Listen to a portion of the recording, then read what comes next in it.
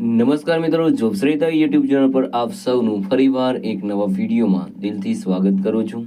મિત્રો, આજે આપણે આ વિડીયોમાં જોવાના છીએ કે રેલવે દ્વારા ગ્રુપ ડીની એક નવી ભરતીની જાહેરાત કરવામાં આવી છે, જેમાં એજ્યુકેશન ક્વોલિફિકેશન છે તે માત્ર ને માત્ર 10 પાસ માંગવામાં આવ્યું છે. ટોટલ જગ્યાઓની વાત કરીએ તો 90,000થી પણ વધારે જગ્યાઓ પર ભરતી થવાની છે. ખૂબ મોટી ભરતી છે, તો એપ્લાય જરૂર કરી દેજો. આ ભરતી માટે ભાઈઓ અને બહેનો બધા એપ્લાય કરી શકે છે, જેમની ઉંમર 18 વર્ષથી લઈને 30 વર્ષ સુધીની હોય. તો મિત્રો, આજે આપણે આ વિડીયોમાં જોવાના છીએ રેલવે દ્વારા જે ગ્રુપ ડીની ભરતીની જાહેરાત કરવામાં આવી છે તેની સંપૂર્ણ માહિતી. જો તમને આ વિડીયો પસંદ આવે તો વિડીયો લાઇક કરજો, શેર કરજો અને આ ચેનલ પર પહેલી વખત આવ્યા હોય તો ચેનલ સબસ્ક્રાઈબ કરી લેજો, જેથી આવનાર નવા વિડીયોની માહિતી આપ સુધી પહોંચી શકે. તો હવે આપણે જઈશું રેલવે દ્વારા જે ગ્રુપ ડીની ભરતીની જાહેરાત કરવામાં આવી છે તેની ડિટેલ ઉપર અને સંપૂર્ણ માહિતી મેળવીએ. તો મિત્રો, આપણે આવી ગયા છીએ રેલવે દ્વારા જે ગ્રુપ ડીની ભરતીની જાહેરાત કરવામાં આવી છે તેની ડિટેલ ઉપર. અહીં વેકેન્સીનું નામ છે રેલવે ગ્રુપ ડી ભરતી 2025.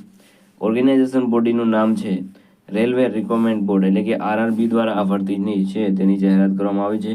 પોસ્ટ નેમની વાત કરીએ તો ગ્રુપ ડીની જે પણ પોસ્ટ છે તેમાં ભરતી થવાની છે, જેના પોસ્ટ નેમ અહીં આપેલા છે, જેમાં ટ્રેકમેન, ગેંગમેન, કેબિનમેન, હેલ્પર, પિયોન, આસિસ્ટન્ટ પોઇન્ટમેન, ત્યારબાદ હોસ્પિટલ એટેન્ડન્ટ, આસિસ્ટન્ટ ટીએલએન એસી, આસિસ્ટન્ટ ડેપોટ, એમ કુલ મળીને 90,000 કરતાં પણ વધારે જગ્યાઓ ભરતી થવાની છે.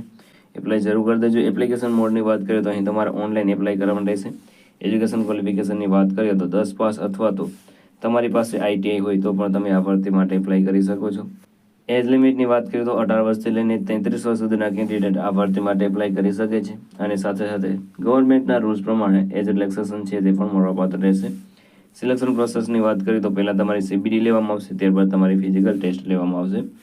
એલિજિબિલિટી ક્રાઇટેરિયાની વાત કરીએ તો અહીં એજ્યુકેશન ક્વોલિફિકેશન છે તે 10 પાસ માંગવામાં આવ્યું છે, તેની સાથે એપ્રેન્ટિસશીપનું તમારી પાસે સર્ટિફિકેટ હોવું જોઈએ.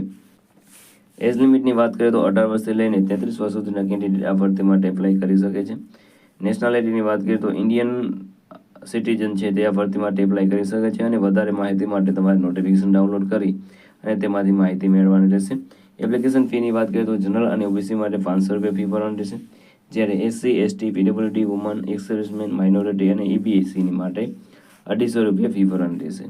સિલેક્શન પ્રોસેસની વાત કરીએ તો પહેલાં તમારી સીબીટી એટલે કે કોમ્પ્યુટર બેઝ ટેસ્ટ લેવામાં આવશે. તેમાં તમારું 100 માર્ક્સનું પેપર રહેશે. તેમનો સિલેબસ છે તે પણ અહીં આપી દીધેલો છે, જેમાં mathematics, general intelligence and reasoning, general science, general awareness end current affair આ તમારા ટોપિક છે. તેમાંથી 100 માર્ક્સનું તમને પ્રશ્નપત્ર દેવાનું રહેશે. તે તમારે 90 મિનિટમાં પૂરું કરવાનું રહેશે અને જે તમારો ખોટો માર્ક્સ પ્રશ્ન છે તેનો 0.25 માર્ક એક આપવામાં આવશે. ત્યારબાદ ફિઝિકલ ઇફિશિયન્સી ટેસ્ટની વાત કરીએ તો તેમાં મેલ કેન્ડિડેટ માટે 35 કિલો વજન ઉપાડીને 100 મીટર ચાલવાનું રહેશે 2 મિનિટમાં અને 1000 મીટર રનિંગ છે તે 4 મિનિટ અને 15 સેકન્ડમાં પૂર્ણ કરવાનું રહેશે. જ્યારે ફિમેલ કેન્ડિડેટ માટેની ક્રાઇટેરિયા જોઈએ તો 20 કિલો વજન ઉપાડીને 100 મીટર ચાલવાનું રહેશે 2 મિનિટમાં અને રનિંગની વાત કરીએ તો 1000 મીટર 5 મિનિટ અને 40 સેકન્ડમાં પૂરું કરવાનું રહેશે. ડોક્યુમેન્ટ વેરિફિકેશનની વાત કરીએ તો તમે જ્યારે સીબીટી અને પીઈટી બંનેમાં પરફોર્મન્સ સારું રહેશે ત્યારે તમારું ડોક્યુમેન્ટ વેરિફિકેશન થશે, ત્યારબાદ મેડિકલ એક્ઝામિનેશન થશે અને ત્યારબાદ તમને જોબ મળશે. સેલરીની વાત કરીએ તો 18,000 તમને પર મંથ સેલરી મળવાપાત્ર રહેશે અને ઇનહેન્ડ તમને 22,500 લઈને 23,380 સુધી સેલરી મળવાપાત્ર રહેશે અને બીજા પણ જે પણ લાભ છે તે તમને મળવાપાત્ર રહેશે. હવે વાત કરીએ આ ભરતી માટે તમે કેવી રીતે એપ્લાય કરી શકો છો. તમે મિત્રો વિડીયોના ડિસ્ક્રિપ્શનમાં તમને એક લિંક મળી જશે, તેના પર ક્લિક કરશો એટલે તમે આ જે આરઆરબીની ઓફિશિયલ વેબસાઇટ છે ત્યાં પહોંચી જશો. ત્યાં તમારે રજિસ્ટ્રેશન કરવાનું રહેશે. રજિસ્ટ્રેશન કર્યા બાદ તમારે પાછું તેનું લોગિન કરવાનું રહેશે. લોગિન કર્યા બાદ તમારે વેકેન્સી સિલેક્ટ કરીને તેમાં તમારી પર્સનલ ડિટેલ એટલે કે બેઝિક ડિટેલ છે તે તમારે ફિલ કરી દેવાની રહેશે, જેમાં તમારું નામ, જન્મ તારીખ, પપ્પાનું નામ, મમ્મીનું નામ, આધાર કાર્ડ, સ્ટેટ જે પણ માહિતી માંગવામાં આવે તે તમારે બધી ફિલ કરી દેવાની રહેશે. ત્યારબાદ તમારે પાછું રજિસ્ટ્રેશન છે તે લોગિન કરવાનું રહેશે. લોગિન કર્યા બાદ તેમાં તમારી જે પાર્ટ 2ની ડિટેલ છે તે ભરવાની રહેશે, જેમાં એજ્યુકેશન ક્વોલિફિકેશન છે, category, gender, nationality, personal information છે તે બધું સિલેક્ટ કરવાનું રહેશે. ત્યારબાદ તમારે સિલેક્ટ પોસ્ટ કરીને તેમાં તમારે જે પણ ડોક્યુમેન્ટ અપલોડ કરવાના હોય તે બધા અપલોડ કરી દેવાના રહેશે. હમણાં ફોટો અને સિગ્નેચરની જે સાઇઝ છે તે પણ અહીં આપી દીધેલી છે, તે સાઇઝ પ્રમાણે તમારે ફોટો અપલોડ કરવાનો રહેશે. ત્યારબાદ તમારી કેટેગરીનું સર્ટિફિકેટ છે તે પણ તમારે અપલોડ કરી દેવાનું રહેશે. જેમાં SC ST OBC EWS અને PWD આ બધાના સર્ટિફિકેટ છે તે અપલોડ કરવાના રહેશે.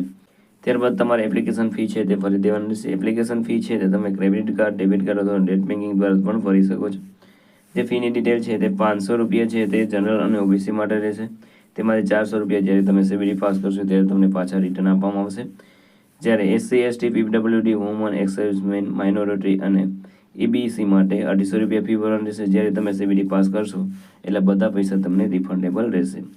સિલેક્ટ ફાઇનલ સબમિશનની વાત કરીએ તો પહેલાં તમારે તે આખું ચેક કરી લેવાનું છે. જે પણ તમારી ઇન્ફોર્મેશન છે એપ્લિકેશનની તે બધી ચેક કરીને ત્યારબાદ તમારી ફાઇનલી સબમિશન ઉપર સબમિટ ઉપર ક્લિક કરવાનું રહેશે અને પ્રિન્ટ આઉટ કાઢી લેવાનું રહેશે.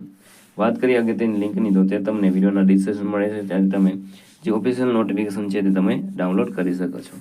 તો મિત્રો આ હતું આજનું નોટિફિકેશન. જો તમને આ વિડીયો પસંદ આવ્યો હોય તો વિડીયો લાઇક કરજો, શેર કરજો અને આ ચેનલ પર પહેલી વખત આવી હોય તો ચેનલ સબસ્ક્રાઈબ કરી લેજો, જેથી આવનાર નવા વિડીયોની માહિતી આપ સુધી પહોંચી શકે. તો આ સાથે આજનો વિડીયો પૂરો કરું છું. મળીએ નવા વિડીયોમાં નવી ભરતી સાથે. જય હિન્દ, જય ભારત.